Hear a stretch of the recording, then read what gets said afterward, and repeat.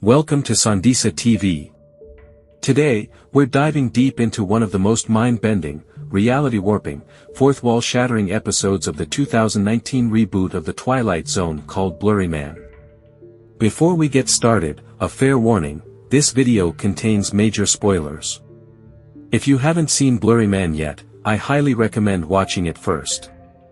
But if you love metafictional mysteries, behind-the-scenes mayhem, and a twist ending that will leave you questioning your reality, then stick around. And while you're here, why not like, subscribe, and check out our 80+ other videos for your binge-watching pleasure. Alright, let's step into the Twilight Zone. The setup. The episode begins in a way that seems normal enough, for the Twilight Zone, that is. Screenwriter Sophie Gelson, played by Zazie Beetz, is hard at work, crafting the opening narration for an episode starring Seth Rogen and Betty Gabriel. She's tasked with perfecting Jordan Peele's signature monologue that introduces every episode. You know, the classic, eerie, philosophical musings that let you know you're about to enter a dimension of sight, sound, and complete existential dread. But things quickly take a strange turn when Sophie realizes someone has altered her script. The narration, which was originally about the episode's plot, now seems to be about her. That's weird. Writers deal with rewrites all the time, but generally not ones that rewrite reality. As she tries to brush it off, she notices something even creepier, a shadowy, indistinct figure lurking in the background of multiple shots. And not just from this episode, but previous Twilight Zone episodes as well. Cue the spooky music. The descent into madness, or, the Twilight Zone. Determined to get to the bottom of this increasingly bizarre mystery, Sophie goes searching for Jordan Peele. Because if something weird is happening, surely Jordan Peele has the answers. But instead of clarity, things get weirder. The studio lot transforms into a surreal nightmare, and Sophie is literally chased through different sets and locations by the blurry figure. As she flees, reality crumbles around her. She suddenly finds herself in her childhood home, reliving a moment from her past. It's not a warm and fuzzy nostalgia trip, more like a deeply unsettling flashback where she recalls being introduced to the Twilight Zone as a kid. There's a clear implication that her love for the show shaped her creative career. Just as she starts to process what's happening, bam! Jason Priestley appears. Because, why not? It's the Twilight Zone. Nothing makes sense anymore. The final reveal.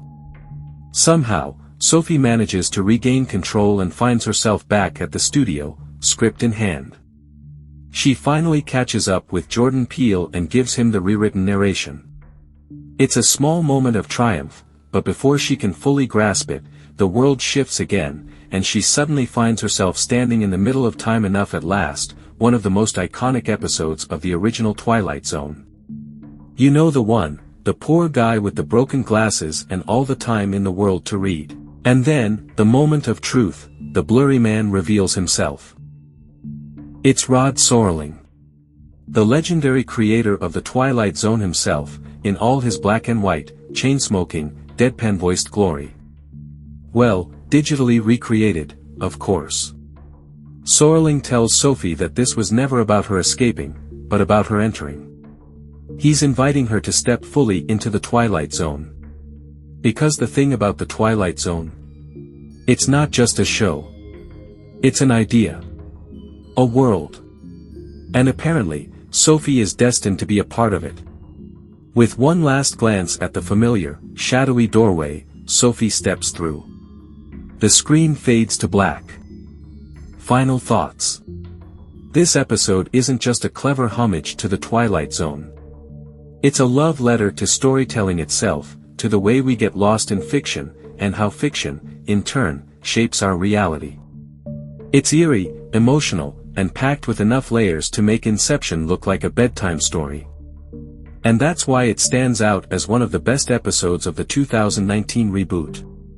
If you enjoyed this breakdown, let me know in the comments. What did you think of Blurry Man? Did it freak you out? Did you love the Rod Serling twist? And most importantly, would you step through that door if given the chance? Don't forget to like, subscribe, and keep watching Sandisa TV for more deep dives into the Twilight Zone and beyond. Also, check out our playlist of the Twilight Zone episode recaps for more eerie explorations of the unknown. Until next time, beware of blurry figures in the background, and always check your script twice.